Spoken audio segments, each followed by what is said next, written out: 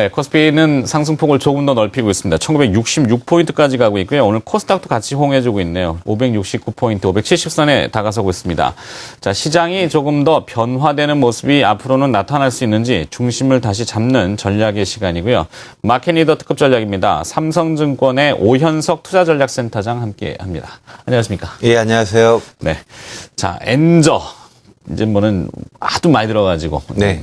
뭐 엔화가 약세를 나타내고 원화는 상대적으로 피해를 본다는 것이 외신들의 보도들도 계속 나오고 있더군요. 자, 어느 정도 정점에 좀 다다른 것 같으면서도 계속 시장에 영향을 많이 받는데, 자, 큰 그림에서 우리 시장이 연말까지 중기적인 상승이 가능하다고 이렇게 시장에서 일부에서는 평가를 하는데, 오현석 센터장께서는 어떻게 평가를 하시는지요? 예, 단기 등락에 좀 일희일비하지 않고 큰 그림을 본다면 시장은 연말까지 중기 상승 가능성이 여전히 높다라고 이제 판단을 좀 하고 있습니다. 이유는 크게 한 세 가지 정도 볼 수 있는데요. 좀 큰 그림에서 우리 시장의 변화 요인들을 한번 살펴보면은요. 최근에 이제 기업 부도가 많이 증가하고 있는데, 기업 부도가 증가하고 있다라는 부분은 경기 침체의 막바지에 나타나는 현상으로 좀 보시면 될 것 같습니다. 또 정부 부양 정책도 속속 발표되고 있는데 중요한 부분은 정부의 정책이 인플레이션을 자꾸 만드는 쪽으로 정책의 방향이 바뀌고 있다라는 이러한 부분에 좀 초점을 맞추셔야 될 것 같고요. 또 세 번째는 부동자금의 이동 가능성이 많이 커지고 있다라고 보고 있습니다. 지난주에 한국은행에서 전격적으로 금리 인하했고 또 스마트머니가 아직까지는 중위험 정도의 상품을 선호하고 있지만은 점진적으로는 주식 자산 쪽으로 이동의 가능성이 좀 높기 때문에 큰 그림에서의 판을 좀 본다면은 오히려 시장이 많이 변할 수 있다. 이제 이러한 쪽에 무게를 두고 접근을 하시면 될 것 같습니다. 그렇군요. 자, 주식 시장에서도 변속성이 좀 많긴 한데요. 뭐 투자가 과열일 때, 시장이 과열일 때는 상한가, 가격 제한폭까지 올라가는 기업들이 많아지다가 네. 어느 순간엔간 싹 사라지고 이럴 때는 이제 상투를 형성하는 경우가 많고요. 만약에 바닥이라고 하는 것도 뭐 패닉이 막 나올 때는 하한가를 막 얼마만한 기업들이 하다가 나중에는 하한가 기업들이 사라질 때 바닥이다 이렇게 얘기를 하거든요. 네. 기업의 부도 지표를 가지고 시장을 판단한다. 이거 좀 특이한데요. 어떤 지표입니까, 이건? 네, 일반적으로 이제 자금 사정 악화로 인해서 기업이 부도가 나는 부분은 시장에는 분명 나쁜 뉴스로 당연히 볼 수 있습니다. 그렇지만 오히려 역발상 시각으로 좀 접근을 할 필요가 있을 걸로 보고 있고요.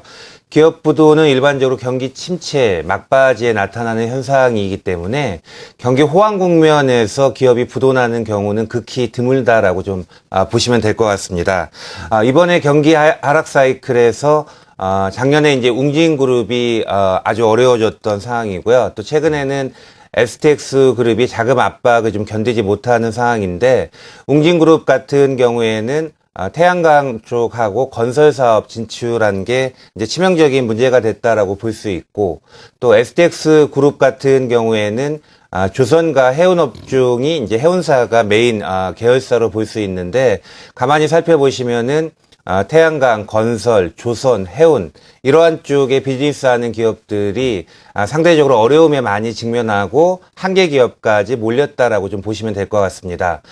역설적으로 본다면은 최악의 그 업황을 보이고 있는 업종 내에서 기업들이 자금 압박에 시달렸다라는 부분은 역설적으로 경기 침체 끝물에 나타나는 일반적인 현상으로 볼 수 있기 때문에 지금 당장은 긴가민가 할 수 있지만은 오히려 한 6개월 정도 지나놓고 보면 지금이 시장 내에서는 가장 상황이 어려웠다. 이제 이러한 쪽에 사후적인 확인이 좀 가능하지 않을까라고 이제 보고 있고요.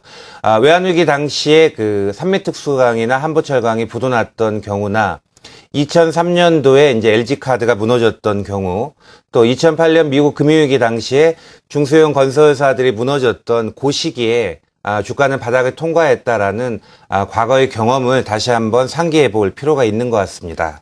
그렇군요.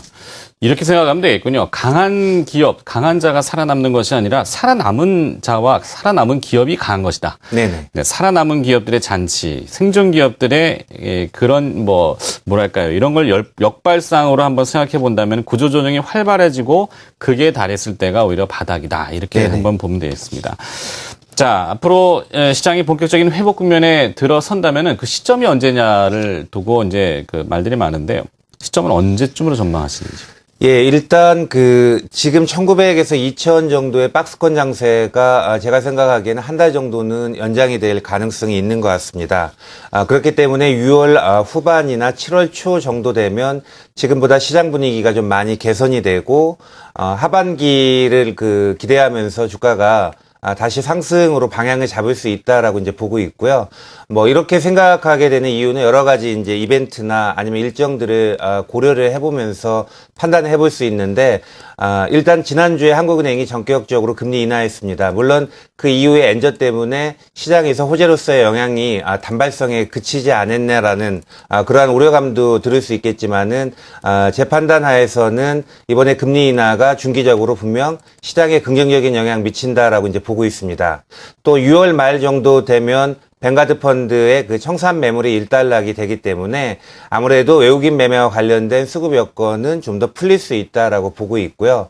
또 7월이 되면은 2분기 실적이 발표가 되는데 2분기 실적이 발표되는 과정에서 적어도 1분기 실적이 올해 분기 실적으로 봤을 때는 바닥이라는 공감대가 확산이 될 수 있고 또 7월 초에는 일본의 참의원 선거가 예정이 되어 있는데 참여연 선거 전후에서 엔저 현상이 좀 진정될 여지가 있다라고 좀 보고 있습니다. 그래서 이러한 요인들을 종합적으로 고려해 본다면은 지금의 갇혀 있는 장세가 한 달 정도 연장될 여지가 있지만은 6월 말이나 7월 초를 전후해서 시장은 다시 상승으로 방향을 잡을 수 있다라고 생각을 좀 하고 있습니다. 네.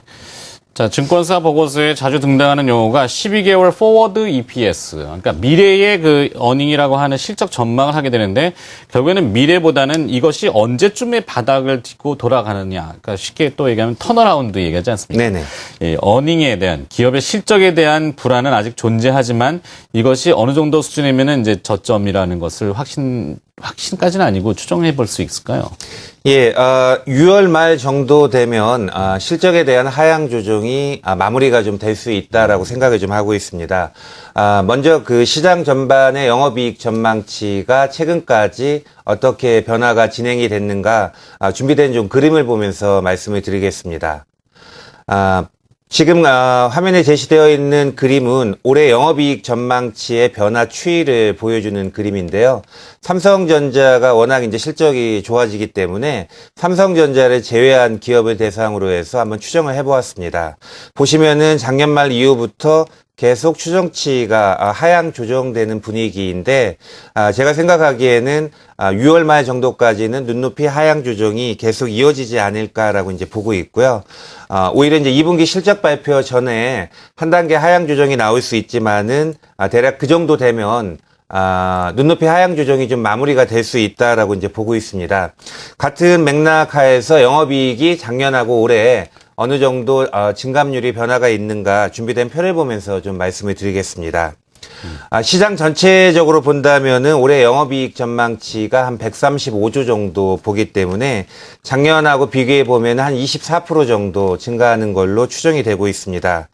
그런데 삼성전자를 제외하고 보면은 영업이익 증가율이 한 16% 정도 되는데 제가 생각하기에는 작년 대비 영업이익이 16% 증가한다라는 추정치가 아직까지는 높다라고 보고 있고요. 요게 이제 6월 말까지 하향 조정이 이루어지면은 16% 정도 증가가 아니고 10% 이내 정도까지 떨어지지 않을까라고 보는데 10% 이내에 한 자릿수 증가율 정도까지 떨어지면 하향 조정이 대체적으로 마무리가 될 수 있다라고 보기 때문에 이때쯤 전후에서는 실적 전망에 대해서 더 이상 하향 조정이 나오지 않겠다라는 자신감이 오히려 시장 내에서는 저가 매수로 좀 연결될 가능성이 높다라고 생각을 좀 하고 있습니다. 그렇군요. 자, 이제 정리를 좀 해보도록 합니다. 시장 대응하기가 뭐 어렵다는 이야기들을 누차 하시는데요. 현재 시장에서 대응 전략을 제시해 주신다면 어떻게 보십니까? 네, 단기적으로는 박스권 정세의 연장선에서 주가가 등락하기 때문에 바이앤홀드 하시는 전략보다는 단기에는 여전히 트레이딩 쪽으로 매매를 좀 하시는 게 좋지 않을까라고 보고 있습니다. 몇 가지 기준을 정해서 업종이나 종목 대안을 찾는 게 유리하다라고 생각을 좀 하고 있는데 현 시점에서 그 적용 가능한 투자 아이디어를 한번 정리를 좀 해보면은요. 실적의 가시성이 여전히 높은 내수주가 유리하다라고 이제 보고 있습니다. 통신이나 미디어, 뭐 음식료 업종이 여기에 해당하는 업종으로 보고 있고요. 다음에 이제 실적이 턴어라운드 되는 측면 하에서 본다면은 반도체, 유통, 패션 업종 보시는 게 좋을 것 같습니다. 또 경기 민감주 내에서는 아직까지 정보통신주 계속 보시는 게 필요하다라고 보고 있고요. 또 아시아의 중산층 시장 내에서 비즈니스 기회가 많이 나온다라는 측면으로 본다면은 카지노, 여행, 뭐 호텔, 모바일 뭐 이러한 쪽 여전히 좋다라고 보고 있습니다. 중소형주 쪽의 쏠림 현상은 향후에 좀 완화될 여지가 있기 때문에 또 시장의 그 시가총액 규모별로 본다면은 대형주하고 중소형주 간에 균형된 시각을 좀 가지면서 포트폴리오를 접근해 하시는 게 바람직하다라고 생각을 좀 하고 있습니다. 네. 자, 이 대형주와 중소형주의 포트폴리오의 균형. 결국에는 지수가 조금은 이제 안정을 찾을 수 있다. 이렇게 투자 힌트를 한번 해석해 봐도 될 것 같은데요. 마켓리더의 특급 전략이었습니다. 삼성증권 투자전략센터의 오연석 센터장이었습니다. 고맙습니다. 네.